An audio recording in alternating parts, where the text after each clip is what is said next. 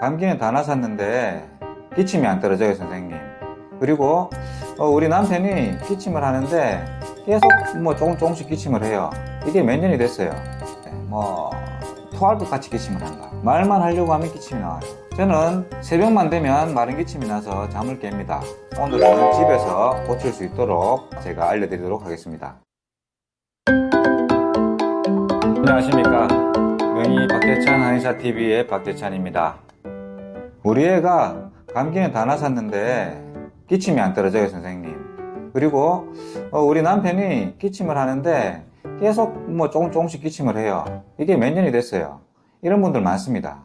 이런 만성 기침들에 대해서 오늘은 집에서 고칠 수 있도록 그에 맞게 알맞은 식치에 대해서 제가 알려드리도록 하겠습니다. 보통 기침은 이 기관지의 가래 때문에 가래를 밖으로 빼내려고 하는 정상적인 어떤 생체 반응이라고 볼 수 있습니다.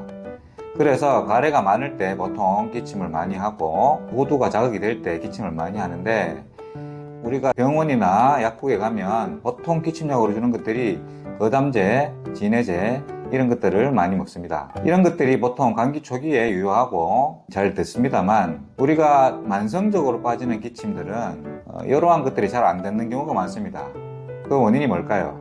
그 원인이 기관지에 있지 않고 다른 곳에 있기 때문입니다. 우리가 기침이라고 하면 보통 일반적으로 좋은 음식들이 배나 도라지, 무, 꿀, 생강 이런 여러 가지 것들이 있는데, 이 증상에 따라서 그리고 이 원인 장부에 따라서 드셔야 되는 것들이 약간씩 달라지는 것들이 있습니다. 우리가 증상에 따라서 먹는 음식도 조금씩 가려가면서 먹는 것이 좋은데요.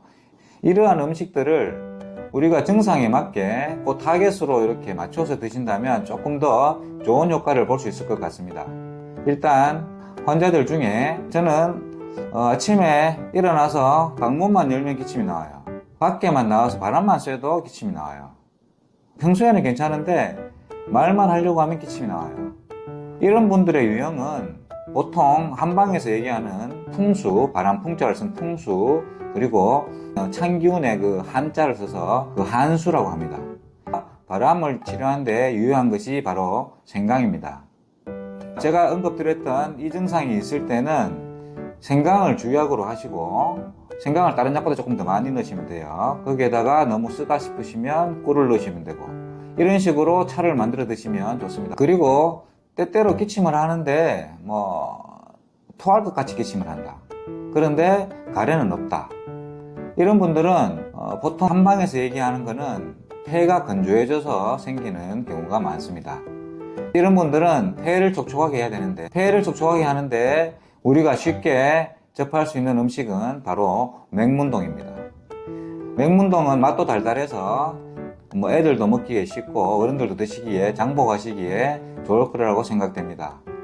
맹문동을 차로 보리차처럼 끓여서 거기에다가 꿀이나 유자청 같은 걸 넣으셔서 취향에 따라 드시면 이런 증상에는 아주 좋겠습니다. 그리고 기침을 하는데 항상 가래 소리가 많이 들리고, 기침을 하다 보면 가래가 튀어나오고, 이런 분들은 기관지 쪽에 염증이나 기관지에 문제가 있으신 분들이 많기 때문에, 이런 분들은 가장 주가 되는 식재가 바로 도라지입니다.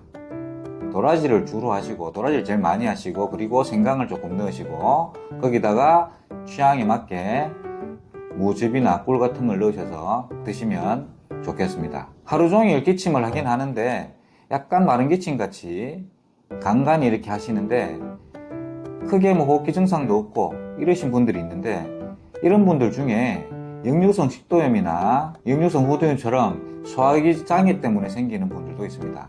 그래서 이런 분들은 일단은 1차적으로 위장을 다스리는 것이 근본 원인을 다스리는 것이라고 할 수 있겠습니다. 또 환자분들 중에 저는 새벽만 되면 마른 기침이 나서 잠을 깹니다. 이런 분도 있으세요. 이런 분들은 한방에서 봤을 때는 신장이 약해져서 생기는 기침입니다. 주로 중년의 나이 정도의 스트레스가 많고 피로감이 많이 쌓이신 분들한테 많이 찾아오는데요. 아니면 애들 같은 경우에는 병을 좀 오래 앓았다든지 감기를 오래 했다든지 이런 경우에 나타나는 경우가 많은데요. 낮에는 마른 기침을 간간히 하다가 새벽만 되면 기침을 많이 해서 깬다든지 이런 경우가 많습니다. 이런 경우에는 이 신장이 우리 몸에서 진액을 이렇게 보관하고 있는 그릇이라고 보시면 되는데, 이게 마르면 이 몸 전체를, 특히 기관지를 적셔야 될 진액이 말라져서 기침이 새벽에 나는 것입니다. 이런 경우에는 신장을 돋는 음식들을 드시는 게 좋겠습니다. 흑미라든지 아니면 검은 콩이라든지.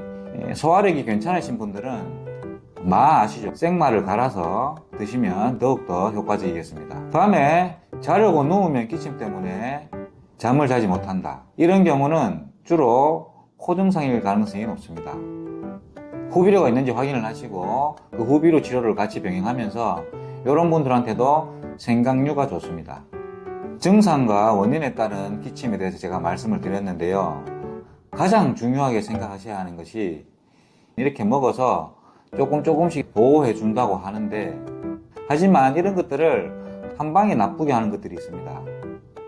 환자들 중에서도 치료를 기껏해서 많이 좋아지신 분들이 이 안 좋은 거 하나 때문에 다시 악화돼서 오시는 분들이 많은데요. 바로 얼음입니다. 기침에 있어서 얼음은 절대로 드시면 안 됩니다. 지금까지 말씀드렸던 도라지든 배든 생강이든 전부 다 따뜻한 차로 먹죠.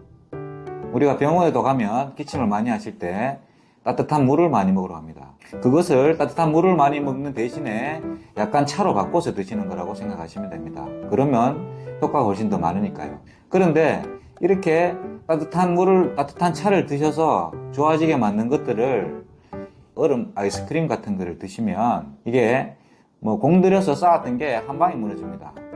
그러니까 내가 호흡기 질환이 전혀 없고 평소에 기침도 안 한다 이러신 분들은 드셔도 상관이 없겠지만, 내가 호흡기 질환이 있고 평소에 좀 목도 안 좋고 좀 호흡기가 안 좋다 한 것을 안 먹는 것을 당부드립니다. 자, 오늘부터 만성적인 장기침이나 제가 말씀드렸던 증상이 있는 분들은 한번 따라해 보십시오. 기침을 효과적으로 컨트롤할 수 있을 것입니다. 다음에는 좀 더 유용한 내용을 가지고 찾아오도록 하겠습니다. 감사합니다.